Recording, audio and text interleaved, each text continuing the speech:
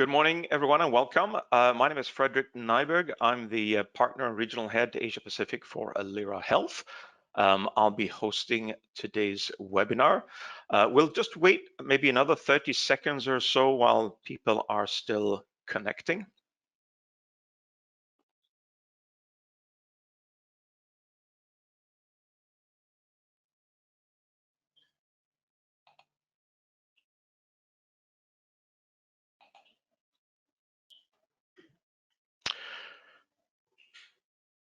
Right. Again, warm welcome. Good morning to those of you who are based here in Asia Pacific. As I said, I'm Frederick Nyberg here with Alira Health. Welcome to today's webinar, which is entitled US and European Market Access, Reimbursement, Pricing and Health Economics for Asian MedTech Startups. I would maybe before we begin, go through a few logistics items. So maybe next slide, please. Before I introduce our APACMed and our speaker. So we have a good number of participants today. Thank you all for joining us. All participants will be muted. You can, of course, still engage with us by asking questions in the Q&A. So you type in your questions, and we will either address those during the course of the presentation or right at the end during the Q&A session. Today's session will also be recorded, and those of you attending now will receive a follow-up email with a link to view the recording at your own time if you so wish. There's also a section called handouts in the pop-up window on the right-hand side, where you can download useful material both from Alira Health as well as from APACMed. Next slide, please. Right. So many of you will have joined our earlier webinars in this series. For those of you who are new, today's webinar is part of a series called Expanding Beyond APAC. It was launched a few months ago in partnership with APACMed to discuss strategies, challenges, best practices of entering new markets with particular focus on the US and Europe. And helping startups based here in Asia Pacific to scale beyond the region. As I said, it's co-organized by Alira Health and APACMed. And Alira Health, for those of you who don't know us, we are an international patient-centric technology-enabled advisory firm whose mission is to humanize healthcare. We work with healthcare and life science organizations looking to support their work across the solutions life cycle. So we provide services across regulatory, clinical, market access, health economics, strategic growth consulting, as well as transaction advisory. And let me hand over to Gabriel Sim here, Director of Strategic Partnerships at APACMed. I'll tell you a bit about the association. Gabriel. Thank you, Frederick. Thank you for having me at this webinar, and we are delighted to be partnering with Alira Health to organize the fourth of this five-part webinar series, especially for startups who are looking at expanding into the US, UK, and Europe. Nice to meet everyone. My name is Gabriel. I'm the Partnership Director at APACMed. As a brief introduction, APACMed, we are a not-for-profit medical technology association representing companies operating in the medical device, diagnostics, and the digital health space. And fundamentally, we lead the efforts to advance medical technologies in order to raise the standards of care for patients. So among the group that we have maybe about 140, 150 startups, mainly from the Asia Pacific region, and some of them are really looking at how they can expand into the US, UK, and Europe. And we are delighted to be partnering with Alira Health to run this five-part webinar series. Thank you, Frederick, and looking forward to the webinar. Terrific. Thank you so much for that, Gabriel. Next slide, please. So without further ado, I would like to introduce you to today's speaker, Deepak Sahu. Deepak focuses on public health and has a very strong background in healthcare solutions development. He's more than 10 years of strategic consulting experience working closely with strategic investors, private equity groups, device companies at various stages of maturity. He's acquired and led numerous growth strategies and investment projects with Alira Health. He successfully presented Alira Health's technological innovations at different international congresses, and has been a knowledge partner in global trade and innovation departments in Germany, Israel, Taiwan, Ireland, and mentored more than 15 innovations globally. Deepak, delighted to have you here. The floor is yours. Thank you, Frederick. Thank you, Gabriel, for having this. And to all the people joining us today, welcome. I'm joining from Boston, so it's 10 o'clock in the night, but my passion in guiding you through various challenges of market access keeps me awake. I would love to have questions during the presentation. Whichever questions you have, try to put it in the chat. We will try to answer as much as possible. If you cannot ask questions right now, always feel free to connect with me, drop me an email or connect over LinkedIn. We are here as Alira Health and me personally in helping you out in understanding US and European market. So before we move, this is the way that we are going to discuss our topics today. The first 3 bullet points are focused on the US market, and then we have a European market. In the appendix of the presentation and the handout, I have attached a lot of additional material for you. For example, how do you apply for a CPT code, how the coding mechanism work within the US. I know many of you have questions regarding how do I go and apply for a code, what the processes look like. That will kind of provide you a good head start. Without much of the delay, why are we discussing market access for medical devices today? And when we have a lot of participants joining at different stages of development of the product. Using APACMed, you have had chance to speak with regulatory experts. You had chance to speak with the R&D people. But believe me or not, unlike pharmaceuticals, medical devices are not an easy sell. That means having an FDA clearance or having a CE mark will not help you sell products in the medical devices field. In pharma, if you have an FDA registration, you do have path to reimbursement, but that's not true in case of medical devices. So that's first point. The second point of understanding the market access is to see where our industry was 10 years ago and where it is going to be in the next 10 years. And due to the pandemic, due to extra circumstances, due to the rising healthcare costs, we are moving from what you see over here in the left, from a legacy healthcare system to something that is more futuristic. So let's see, in the legacy healthcare system, we had 4 stakeholders: the clinician, the provider, the payer, and the patient, and we have the same 4 stakeholders in the future. However, in the legacy one, when clinicians were more concerned about therapy effectiveness and trial evidence, nowadays, in addition to those, they are also looking at workflow optimization and decision support systems.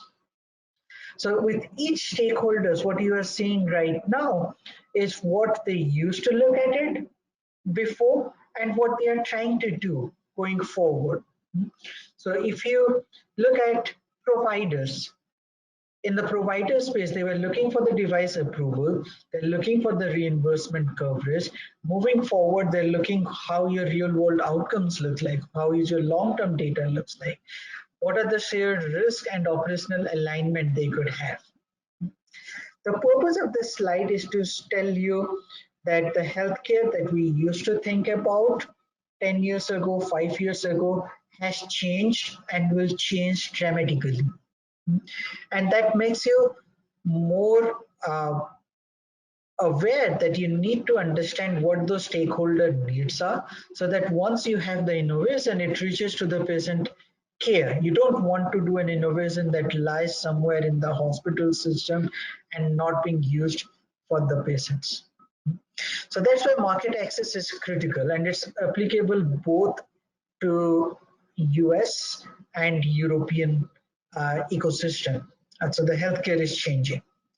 Now, for US, what we're going to do today, we are going to understand how does the reimbursement mechanism for medical devices work. So that's the basic of understanding how you're going to sell your product, right? In US, to have your medical devices reimbursed, you need to have these three things available for you. You need to have a code, you need to have insurance covering, so you need to have coverage, and you need to have a payment associated with those codes. If one of these three things is missing, your technology is not gonna get paid for when a physician uses your technology to deliver care to his patients. And if physicians or hospitals are not gonna get paid for, there is no way they can pay you for your technology. So it's critical to understand just having a code and a payment does not mean anything if the insurance throughout the US, which is quite scattered, is not covering it.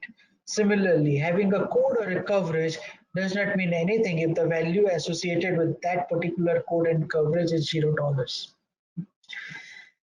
So let's look at these three aspects or these three I would say important steps on understand in a bit of detail what does that mean. Let's think about coding. What do we mean by coding? There are various forms of coding available, right? And it depends on which location you are or the care is being delivered or your device is being applied. Let's say for hospital inpatients, we have something called DRG codes, which is diagnostics related group, which is a bundled payment. Let's say you have a stent implanted. It's $40,000 to $45,000, depending on various hospital systems and where the care has been delivered. But it's a lump sum payment that has been paid to cover that particular stent placement procedure. And now, if you are introducing a device or a new system inside that particular procedure, you need to see that the hospital or the surgeon using that particular device are actually saving money.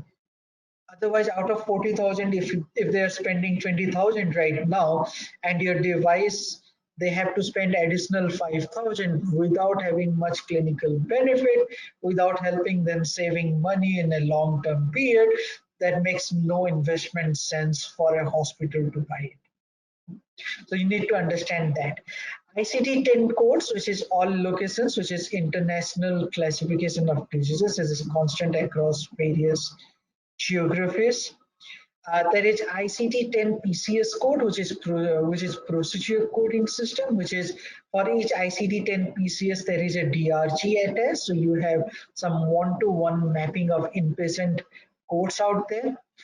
You have ambulatory payment classification, in which certain operations which could be done or procedures that could be done in the inpatient has been done at the out and could be done also at the outpatient as a different code. For example, let's say knee biopsies. Knee biopsies could be done hospital inpatient and hospital outpatient.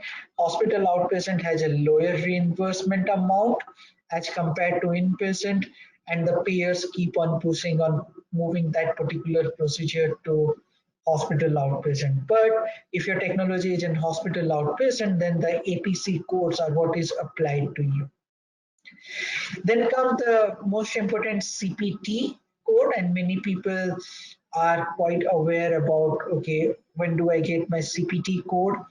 It's actually a number that is assigned by AMA, American Medical Association, that identifies a procedure or a treatment which is provided by a physician. So this is critical to know. So a combination of many CPT codes makes a DRG, but the CPT code can be existent on its own. So there is a CPT code for knee biopsy that you can look at. Okay, how much is that? What is that CPT code, and how much is the payment available for that? There is another code that is that we have came across, and it is basically applied to supplies, devices, and drugs that are not being part of a CPT code. These are called SCSPC code. An example of that would be a wound care product for diabetic foot ulcer has a SCPCS code. They do not have a CPT code, and they are being reimbursed based on an SCPCS code. So there are a class of devices and supplies and drugs which are a specific healthcare common procedure coding system. Now, why are we discussing about all these codes, and what is it critical for you? It's critical for you to understand where your technology is getting applied. Is it in hospital inpatient? Is it all locations? Is it hospital outpatient? Do you need CPT code? What kind of these are the devices that do not have a CPT code and falls under SCPCS code? And this is critical for you to understand. One of the good ways of finding those is to find your competitor in the market, a large competitor, maybe in the field that you are aware of. And many of these competitors do publish a reimbursement guide for their marketing purposes and to help their physicians. So that's the place you can go and look it up for your procedure and find it out what kind of codes you will be applied to. So otherwise, I will always encourage you to hire some experts in coding, coverage, and payment to help you traverse those. But if you are too early into your development process and you are eager to know what is actually the code, you can go to your competitor who is registered in the US and go to their website, and you can find a Word document or a PDF document explaining those. So that's complete one part of our reimbursement mechanism. The second part of the reimbursement mechanism is coverage. And this is one thing we need to understand from a US healthcare system perspective. US healthcare system is segregated. It's not a single payer system. And since it is not a single payer system, the coverage policies are quite individualistic at each of those particular payers. There are federally funded payers, which are central to entire US economy. There are state-sponsored payers, which are specific to each state. There are commercial payers, which are private players, and they are either employer-based or you can directly purchase it from the market. Now, each of them have their own coverage policy. So you can find it on the internet. You can see if the particular procedure is covered. So if you look at a particular coverage document, it looks like they have 3 sections to it. That is medically necessary, investigational, and medically not necessary. So if you are or your procedure or your technology enabling a procedure is an investigational or not medically necessary, then you are not going to get covered, even if you have a code for it. Let me take an example. We did a project in prostate biopsies, which has a new technology that fuses MRI and ultrasound. Now, for the prostate biopsy, MRI is covered, ultrasound was covered, and the physicians could bill those, but the software that used to fuse both of them is not covered. So the fusion software has no reimbursement, even if they had a code of biopsies, but they had no way of getting that software covered. So this is critical to understand from each payer perspective where you are. Now let's understand the payer landscape. So if you look at the X-axis, you have age, and on the Y-axis, you have income level. Everyone above 65 years of age has a federal coverage of Medicare Part A, Part B, Part D. There are various parts to that particular Medicare program. And on top of that, to supplement that, many commercial payers also offer Medicare Advantage that you can buy on top of whatever the federal government is providing you. So Medicare Advantage is kind of the health plans like United Healthcare, Humana, Blue Cross Blue Shields of the world offer you additional coverage that are not the part of the federally funded coverage. So that's 65 years and up. If you look at the income level, if it is 133% of federal poverty line, FPL means that, so you are covered by state Medicaid, which is state level, like Massachusetts has its Mass Health. In New York, there is a different Medicaid. In Connecticut, there is a different Medicaid. The funding is a combination of state and federal level funding, but the coverage decisions are based on state level.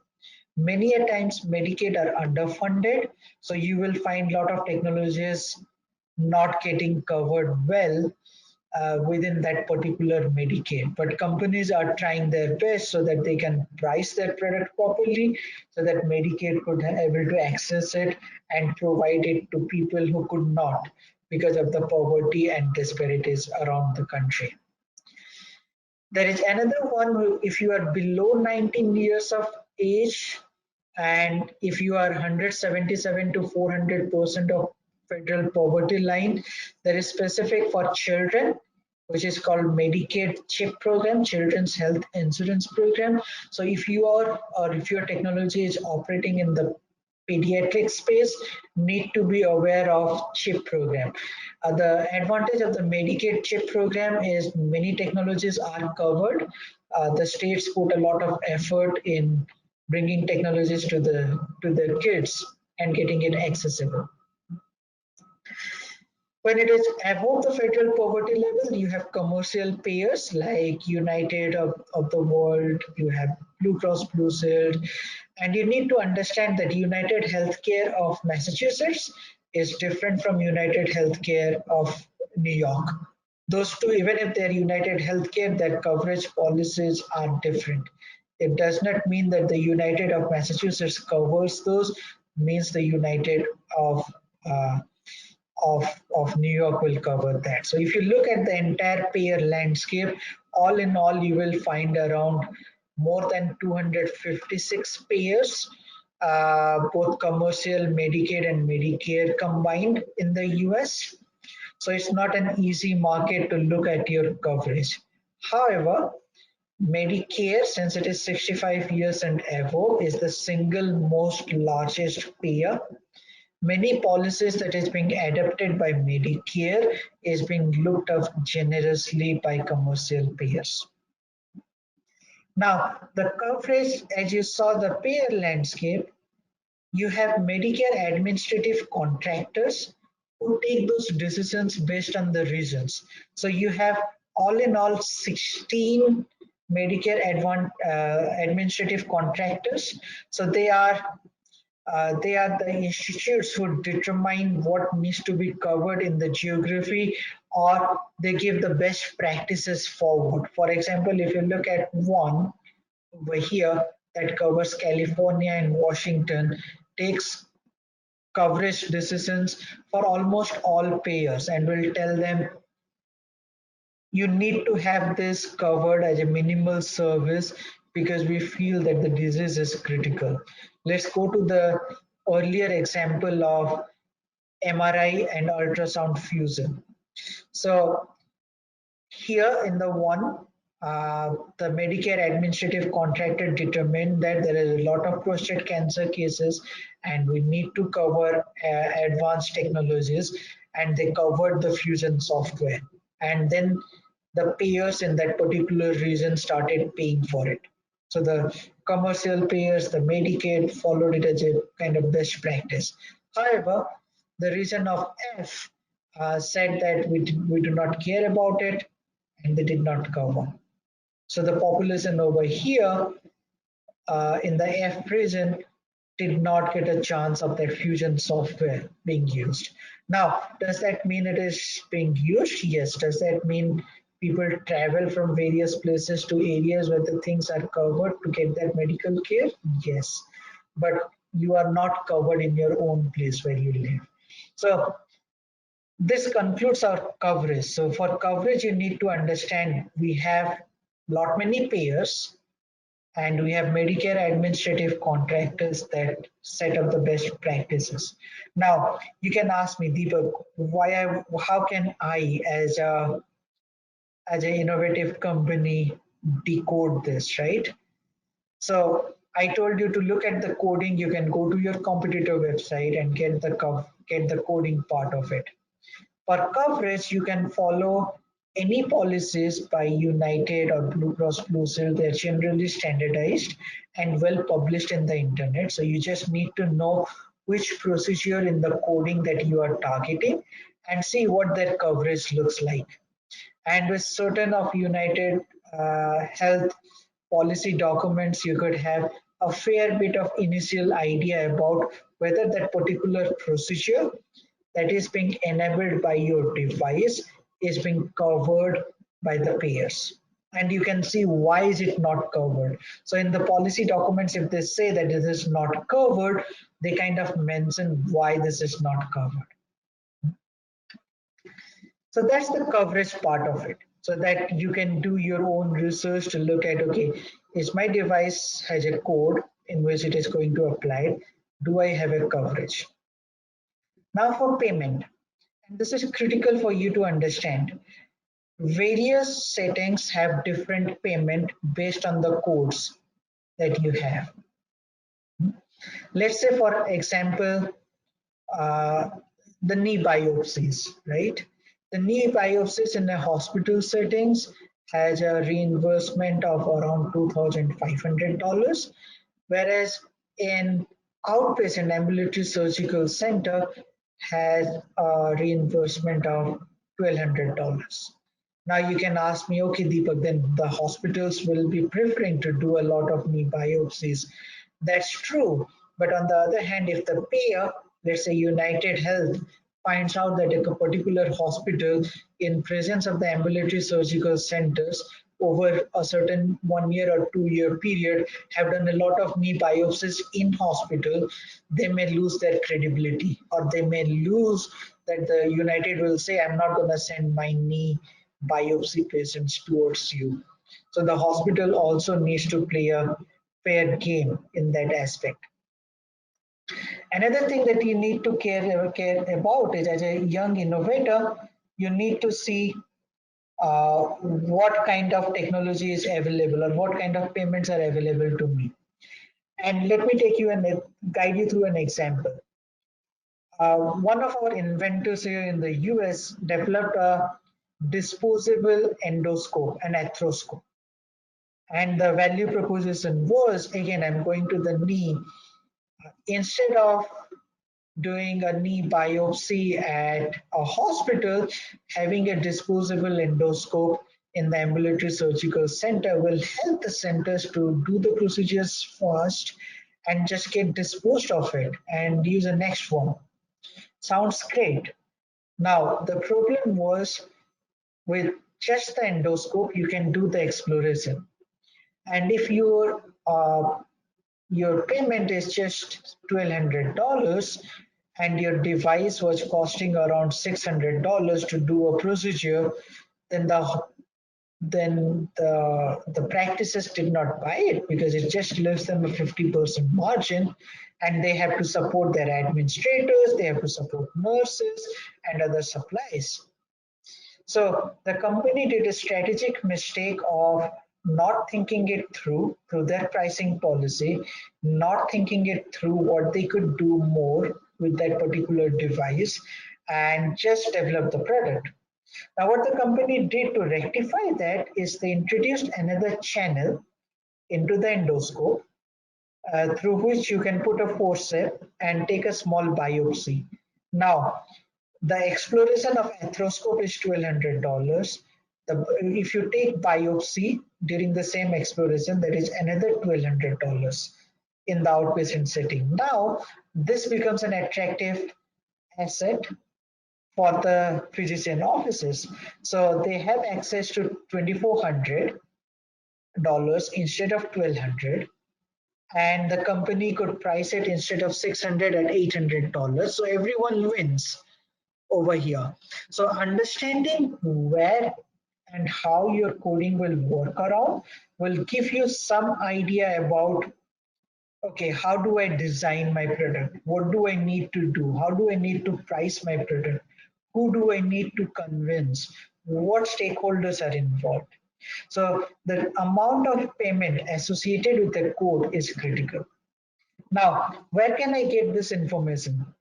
The best place to get this information is, again, the competitor website, where you will get the code, you will get what the procedure name is, and beside that there will be a column that will be saying you what is the average Medicare price throughout the country looks like. Now that is an average price that will depend on each geographies, but you will have a fair bit of idea about what's gonna be. Now, after we covered the basics of reimbursement, I'm going to go quickly through our healthcare systems and procurement, and this is critical to understand. Most of the healthcare system, in fact, I would say 99% of the hospitals here in the United States have something called value analysis committees inside them. These are the bodies who evaluate your product and will decide whether a hospital will procure or not.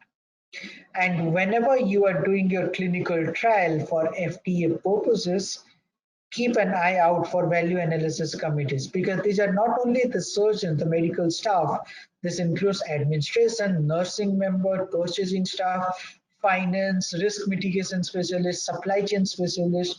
So if you are thinking that only proving efficacy and safety will help you sell your products, that's not true. You also have to prove your effectiveness in terms of cost, in terms of health economics, to the value analysis committee. And this is one of the most important aspects to which many international innovations forget about, because just having an FDA clearance with safety and effectiveness and understanding that you have a reimbursement, that's good, but not understanding how value analysis committee is taking a decision around your product procurement, even if you have a reimbursement, coding, coverage, or payment, you would not be able to sell your products.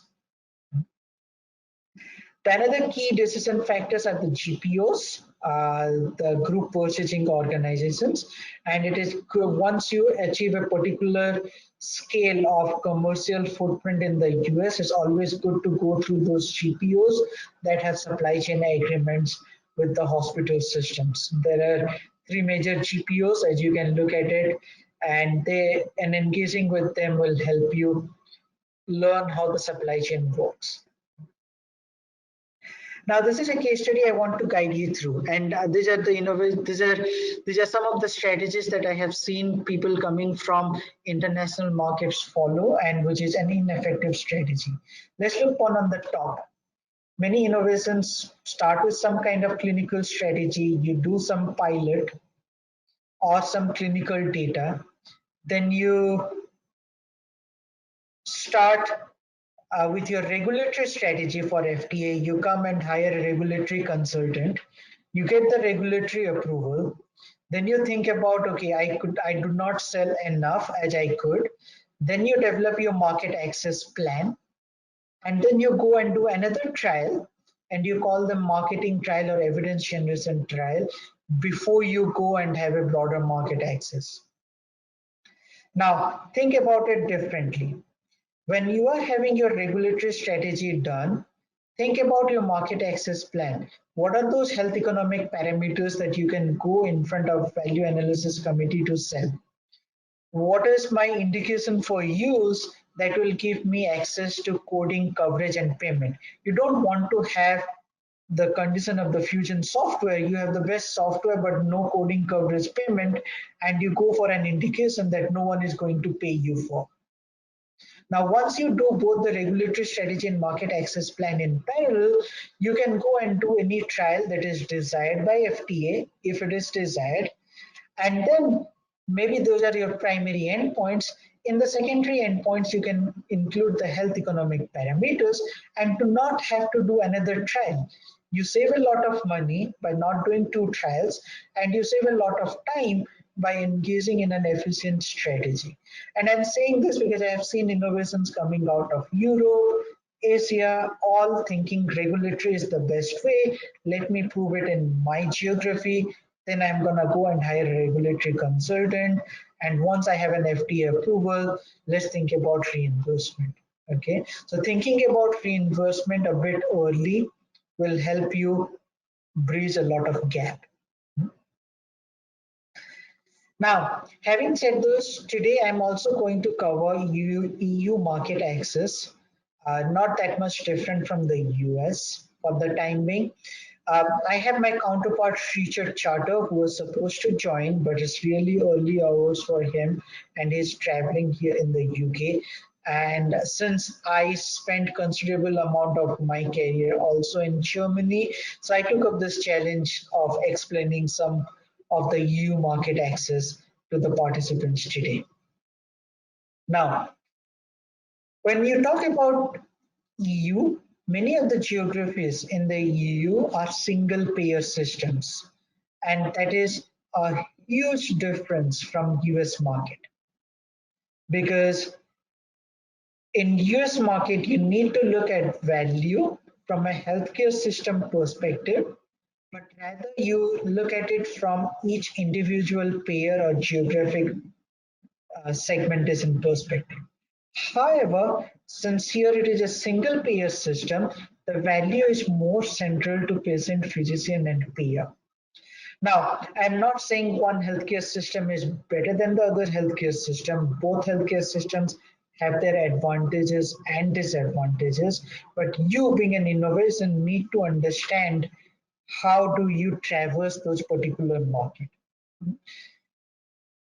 So value over here is kind of health outcome by total cost of delivering outcome. So we will go through this equation a lot. But before that, just from a European concept, we look at, okay, which are the bigger markets? What's the percentage volume looks like? So this slide gives you a good idea about when we talk about medical devices overall market share, so how different geographies perform. So these are the top 5 to 6 geographies, top EU7 countries with their shares. And this is not to say that someone is good in diagnostics, someone is good in something else, but this gives you a fair bit of idea about where the market is. Now, this is a very critical slide. So if you look at the box 1 over here, the risk assessment criteria for CE mark with no comparator. So here the purpose of the CE mark and the reimbursements are different. Like the CE mark determines whether your technology is acceptable, whereas the reimbursement determines whether you add value. So if you look at this graph on the right hand side, you will see on one axis you have health outcomes, on another axis you have health cost. If you are in the lower quadrant with the lower cost and worse outcomes, no one is going to buy your device. So if you have a bad ratio out there, if you have increased cost and worse health outcomes, no one is going to buy it. If you have an increased cost and improved health outcomes, that's a favorable area to be in, but you have to have the improved healthcare outcomes to a larger extent, and we will show what the ICER looks like, what's the threshold of various healthcare systems look like. But there is a threshold out here. You just cannot have humongous cost with a little healthcare improved outcomes. You need to have a proper ratio. The most desirable is in the quadrant to the right corner, where you lower the cost of the healthcare system and you still improve the health outcomes. And healthcare systems across the Europe use various variation of this particular graph. So there are 7 key payer questions to address value. What are the unmet needs? What am I currently paying? How is your solution better than the alternates? How much is the device worth and why is it worth it that much? Can I afford your device? What are the consequences of not funding this?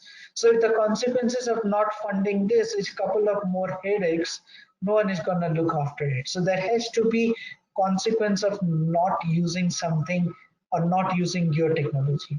Which patient should get this? So to know your patient population in Europe is quite critical. Now, there is a key difference between medtech and pharma, and it's the same difference. I'm not going to go through this slide. Just remember this, as in US, in Europe, having a CE mark, having a regulatory approval does not guarantee you reimbursement in medtech. And to make it more complicated, you have various stakeholders involved. So you have EU Commission and 28 countries that guides the ability to you to engage. You have national health technology organizations.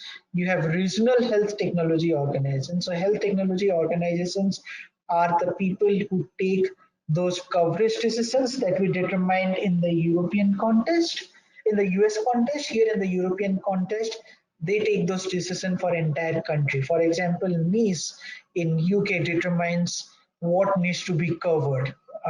They will say if that is covered, then the entire payer landscape, decentralized system, has to cover it.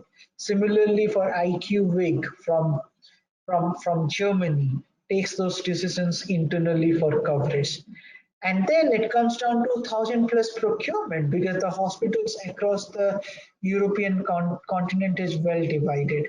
Now, you may say, okay, this provides us with a different level of challenge, but I would say the opposite. This provides you with a lot of good opportunities because these regions are different from each other, but somehow they follow the same logic.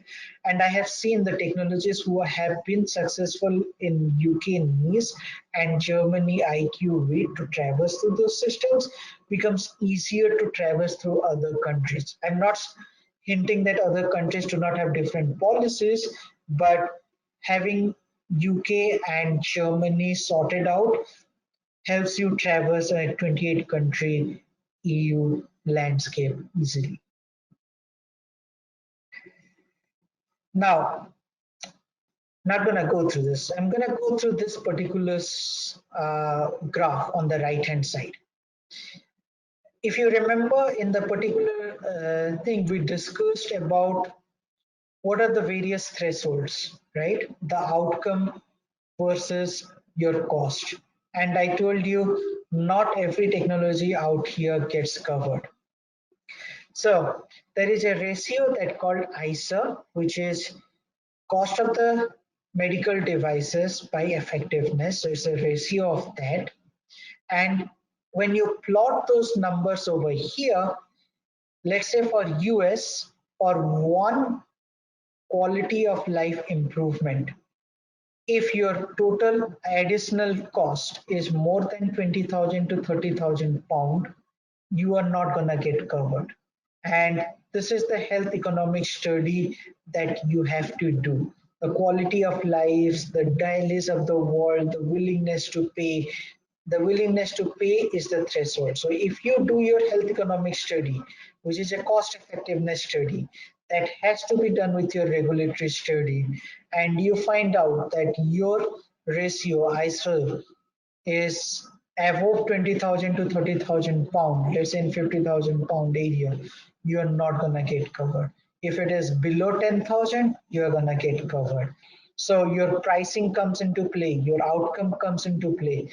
Here again, as in the US, having effectiveness, having efficacy and safety for regulatory purposes, you're not going to sell your product. You need to have your effectiveness. It's called incremental cost effectiveness ratio, and it has to fall within the willingness to pay by various payers for needs and EQ in that particular geography to take a decision on your product. Now let's take example of fusion technology. The fusion technology that we discussed in the US that was not covered.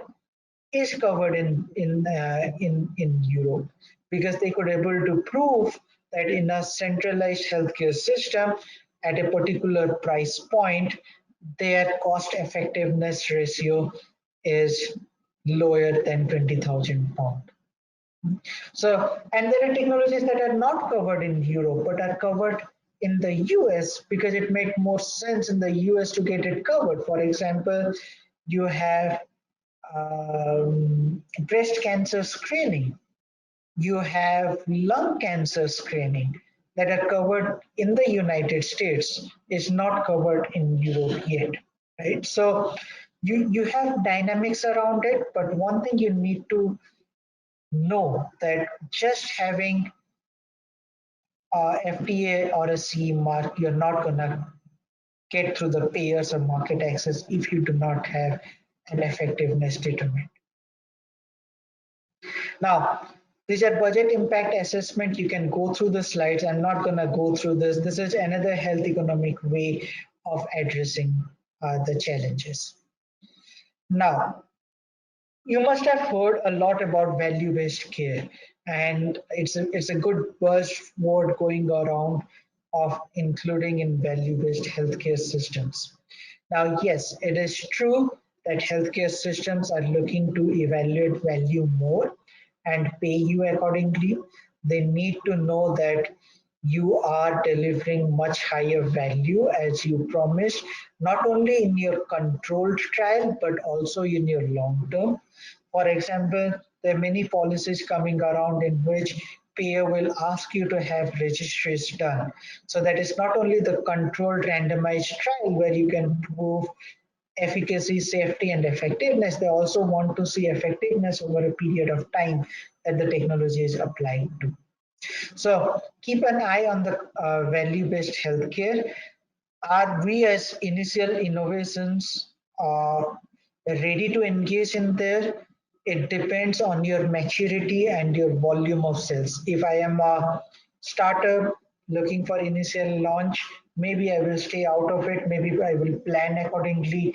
If you are a participant with sizable business here in the US or in Europe, think about how you can engage with various payers in value-based healthcare decisions. Now, this is the most important takeaway that you need to look at. Market access for us is a 9-step process, and all the 9 steps are being listed over here. You have an unmet need and value proposition that you need to define for your technology. You need to have a prioritization and stakeholder map. So who is buying, what are they doing? You need to have a process in which you have strategy development for your market access. You need to have your evidence, which is clinical and health economic data. Innovation funding, so what are the different funding mechanisms available for you to achieve those market access? Submission, so what are you going to submit if you are going to have higher codes and others? You need to do pilot programs with hospitals. You need to work with physicians and patients for adoption, and you need to influence in a direction. If you do this 8 processes correctly, you are influencing in a direction of policy change in the management of the care. Now, various companies at various stages of development goes through each of those sequentially or in small pieces of it. In no way I am telling you that you as a innovative company need to check all these boxes before you launch into the US or European market. But what I'm trying to tell you is, if you put this particular structure in your thought process and you go in front of your investors telling that you think these are the buckets you need to address, these are the investments you are looking to for a successful launch, you more have a much structured plan going forward for market access rather than trying to solve all the problem in the same space. With that, I'm just going to conclude in 1 minute. Again, the key takeaways. For the US market, understand coding coverage payment. do some research of your competitors to find out information of where it is.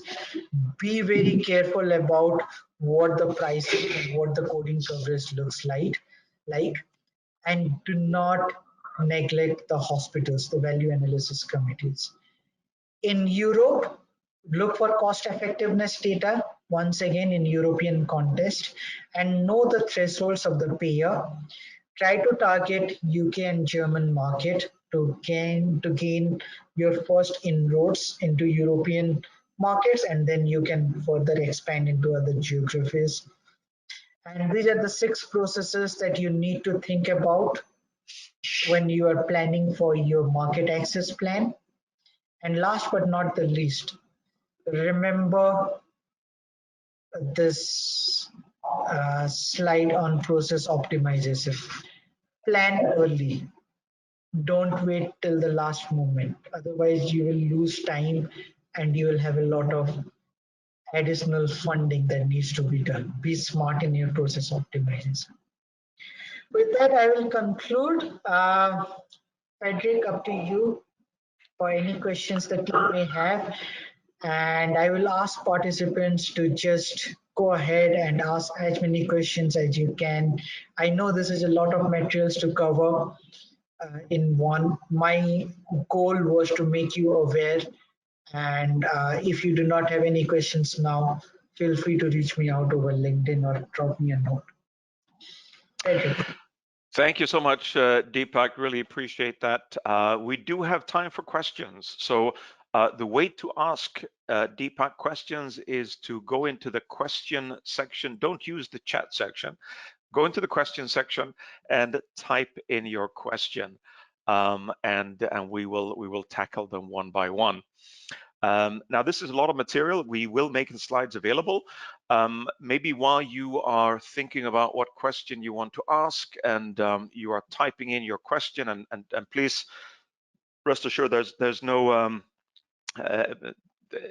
any question on this is a reimbursement, healthcare reimbursement 101 for Europe and the US. So even the most basic questions are most welcome. While we wait for you to ask your questions, let me ask a question to Deepak. And I think a lot of companies in this part of the world may think, well, this is so immensely complicated. Why don't I just appoint a distributor and let the distributor take care of all of this for me? So my question is that a good strategy? What are the downsides perhaps of that? And I think in many cases, I probably know the answer to this because distributors usually get appointed quite late in the commercialization process. But I'd value your thoughts on that, Deepak, and perhaps where an Asian headquartered medtech company is working with a distributor in Europe, multiple distributors in Europe or in the US, which parts of all of this can comfortably be executed and relied on by a local distributor? Your thoughts on that, please. Definitely, Frederick. That's a really great question. So let's think about distributors and their interest in distributing your product, right? The interest in distributing your product is on the margins, is on the price that you price at and the margins you do. Now, if you do not understand market access, you may be leaving food on the table. You may be underpricing yourself or outpricing yourself out of the market. I have seen a lot of cases in which the distributors do understand the technology, they do understand it's a traditional way and do provide you pricing data to go through. But you as a company need to understand the healthcare system to do better. Let me take an example of a transport ventilator. A company out of Israel came here and hired a distributor. The distributor did amazing sales for first year, second year, third year, and it kept on developing. But down the line, they realized that their major competitor, Zoll, in the US market, with less number of features than the Israeli manufacturer, Israeli producer, is selling at a much higher price and is well accepted by the community, the medical community, in order to do that. So the Israeli company could achieve maximum 5% of market share at the peak, even having the best distributor, the best technology, but lack of understanding of market access. If they would have thought about how their particular features are adding benefit to the systems, where they could be used, so they were only focusing, Frederick, on hospital transport, whereas they could have gone to home, they could have gone to EMS, in ambulances, and they never did that. They were like, okay, if we have to shift from one ICU to another, buy our device. And they hired a distributor accordingly. So it's incumbent on a manufacturer or your technology to understand why I am adding value to the system. The distributors are different cuts and pieces. They are cookie cutter. They are movers and packers for your device. They are attached to your product, but they are attached to your product financially. Now, a company, same applies to European system as well. You can get some clear idea about Italy, because in Italy it is tender system, and in tender system everything is public from a pricing perspective. So you can go and see, okay, if Zoll is priced at this, why my ventilator is priced below, and you can compete on the price. But for many European ecosystem, your distributor will ask you, why would a payer pay for your ventilator and not pay for Zoll, because Zoll has proved cost effectiveness. So somehow you will be pushed to think about that as a whole. Now, if you are just surgical supplies, like let's say you're supplying seizures, you're supplying moving items, you do not have a direct patient outcome attached to it, and there the distributor makes a lot of sense. But if you are a technology that is coming in contact with the patients, helping them go through, then it makes sense. I can also talk about there was surgical supplies company, Frederick, and they were supplying seizures and devices and everything. They also came out and they bought a company that was producing packaging for sterilization. So once you have used your devices, you can put it inside that packet and seal it, and the packet will sterilize it. So before it goes into the basement for sterilization, it is almost kind of pre-cleaned. So a surgical supplies company even think about patient outcome, because they did the market access of, okay, my devices, if they are pre-cleaned before getting into the cleaning offices, comes back to the operating room faster. And they started charging more for that packaging software or the packaging system. So it's your question is right. Coming from outside, I have been in that shoes. Distributor makes a lot of sense, but am I leaving my value on the table for someone else to capture? I think those are great insights. Thanks, Deepak, for sharing that. And I think to the audience, if you haven't already determined that, Deepak is also commercial strategy expert and the go-to person for US commercial strategy. We do have some questions from our audience, and I'll read them to you here, Deepak. So please keep them coming. Key them into the question, the interactive box here on the right of your screen, and we will tackle them one by one. So here's one. Thank you for the presentation. It was excellent. Can you please tell us about the reimbursement status for digital health tech, including AI, enhanced tech, digital therapeutics under public and private payers? That's a great question, and it's a misnomer, and there is a lot of confusion around what is actually covered, what is not covered, how is it being viewed. So let's start with digital therapeutics. Uh, if you are a digital therapeutics, you need to think about which particular domain you are operating in. Are you a behavioral health digital therapeutics? Are you a osteo orthopedics digital therapeutics? What are you trying to achieve? Because if you are aware about your therapeutic areas, that's where you approach your peers to for coverage. The codes are available for you.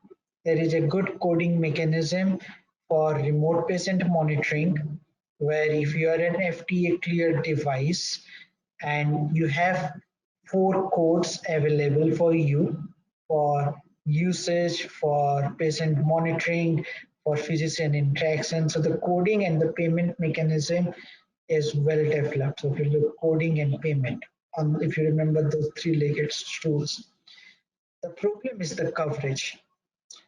There are some private payers who are more advanced in covering. There are some private payers who are not so more advanced in covering. So that's the digital therapeutics part of it.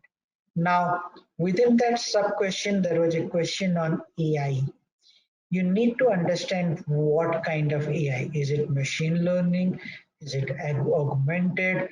Is it completely futuristic? And what are you trying to achieve?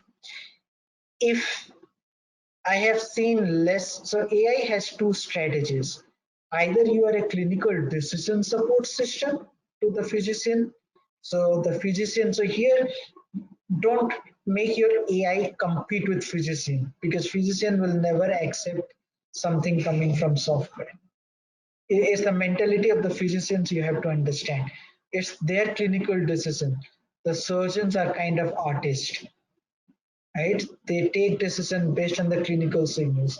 The best you can do is to provide them decision support systems that will help them determine what are the various options they have in front of them. If you are a clinical decision support system powered by AI, you need to have a good clinical data, and you need to go to those physicians to get their blessings. You need to go to, let's say you are doing one in imaging in breast cancer, you have to involve American Society of Breast Surgeons in order to get their blessing, in order to get the KOL's blessing in their clinical decision support system. If you want to be more adventurous in AI and you're gonna go, okay, no, I'm gonna get regulated as software as a medical device, which FDA has a clear pathway for, as they call SAMD, then your burden of clinical proof is higher, but on the longer run, your returns will be better. But that's an uphill battle that you need to take over. And I'm not saying it's a 1 year, 2 year affair. It may turn out to be 3 year, 4 year affair. Another thing that you need to understand as an AI as a concept for technologies, like me being a computer science engineer, completely understand to a certain extent AI. But the policymakers are not. They are catching up. The technology has advanced, but the policies are catching up right now. And another thing that you also need to understand, having an AI and reimbursement does not mean that you can price humongous, because policymakers have realized that the digital therapeutics is trying to be therapeutics because they want to compete with pharma. And pharmaceutical drug pricing is already a huge trouble for United States. They would not like to have another pharma on their neck, always asking for more prices. So to the digital health people who are into digital tech and med tech or medical technologies, you have your coding and payment established. So that's an easy way to find. So it's not a difficult market from that perspective.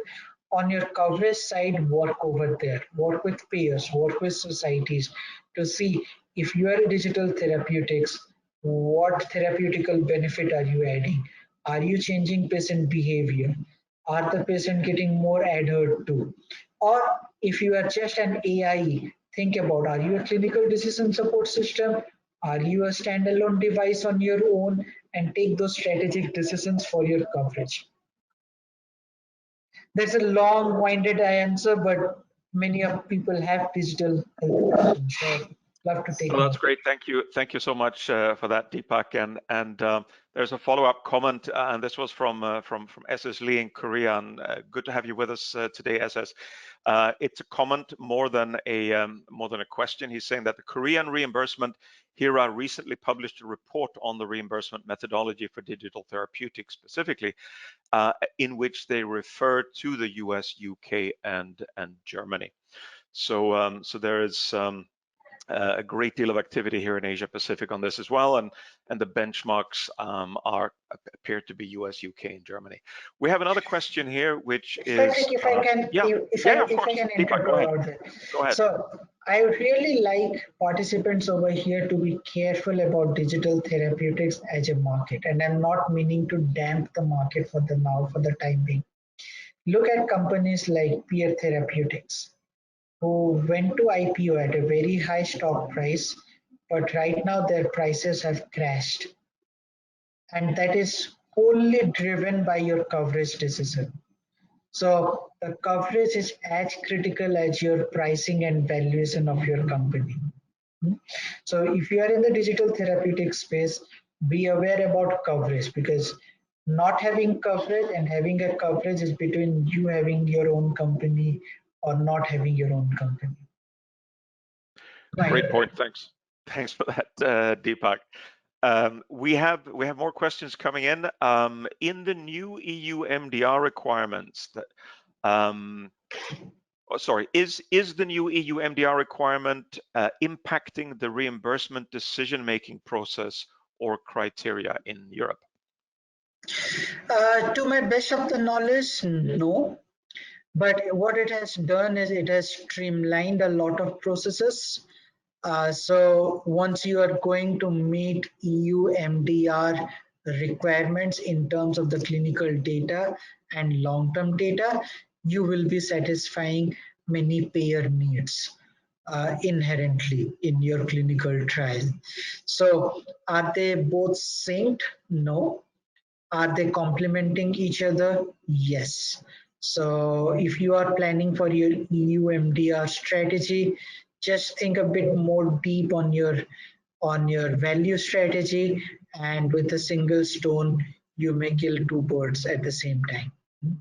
Prior to this, what used to happen is your CE mark was easier to get. Many people followed the CE mark and did a lot of effort in getting reimbursed through the payer landscape. And that has changed, and that will change for good, make regulators more responsible for devices. But that's an opportunity for innovations, because if you are targeting EU MDR and preparing for it, you are inherently prepared, let's say 75 to 80% to answer payer questions. Great, thank you. Another question here from the audience: for HCPCS codes, how is the price for MedTech set? It really depends on the product. For example, for our own care product in diabetic foot ulcer, depending on your outcome, you have a high price range and a low price range where you can price it, and then it becomes your average selling price plus minus 6% that you can do. So if a patch of the wound care product that you applied on your wound, after you scrub it through for regeneration purposes, there are two kinds of price tiers. The lower price tiers falls between $10 to $20. The higher price tier falls between $1,500. And if your price is in $1,500, it's $1,500 plus 6% that you can charge, and your plus 6% is your profit. And from $1,500, the practice makes money out of it. So that's how the HCPCS codes are being determined. And this is just one of the examples. There are other examples in terms of the oxygen inhalers, in terms of the one with the COPD, the oxygen concentrators, They have different coding mechanisms and payment mechanisms, but it is varied based on the indication. Good, thanks for that. Any other questions from the audience? Do feel free to type them in. Let's see, I think we are probably done with the questions. We are also coming to the end of our session, so maybe Deepak, I will ask you if you have any, for the last couple of minutes that we have left, any final advice to our audience as they start thinking about their EU and the European and their US access strategies. Yes, Vidit, thank you for that. To all the audience, think about your funding carefully. So if you are targeting US and European markets, be transparent with your investors. Tell them we have 9 steps to do before we could start selling it properly. And that particular thought process will not only make you attractive for your investors, but also investors internationally. We all know and we all appreciate about the innovations that you are trying to do. Every innovation has a value, but the value is well realized if those are used by the patients or are being made accessible to patients. So market access is not accessing the market, it's accessing your own patient population. And if you do not do the steps correctly, it's difficult for you. And you know this is complicated, but it is not. You see it from outside and you feel that it is complicated, but once you get the name of the game, you have your learning mechanism, and we are here to help you out too, to traverse through that. But get your funding done. I have seen also a lot of technologies from Asia APAC struggling to hire good support for yourself, either through consultancies or through your own team members in external market. And that all ties up to your funding and the way you are thinking about your funding. I have seen technologies from Asia Pac which are much superior to what I see over here, whether it comes to robotics, whether it comes to digital therapeutics, whether it comes to AI. The only difference for you is to know how to game in the market, how to get those access in the market. So do not shy out from a huge funding round if that is what you are planning to do in order to come to Western and US market. But believe me, once you have through that, it pays you off after some period of time. Great. Spot on there, Deepak. Thank you so much for sharing your insights. I think this has been immensely helpful. I've learned a lot today as well. Thank you to our audience, to all of you who've dialed in and joined us today. And thank you to our partner APACMed for making this happen. Do stay tuned for our next webinar in this series. I believe we have one more webinar that will happen in approximately 1 month's time. So follow Alira Health and APACMed on LinkedIn and stay up to date in terms of what's coming up next. We will open the registrations for that in a few weeks' time. And as Deepak said, feel free to reach out to us directly. You should have seen Deepak's email there. If you don't have that, reach out to APACMed and we'll provide it. Thank you all again for joining us. Thank you, Deepak. Enjoy the rest of your day and the rest of your week. Thanks, everyone. Bye-bye. Thank you. Bye-bye.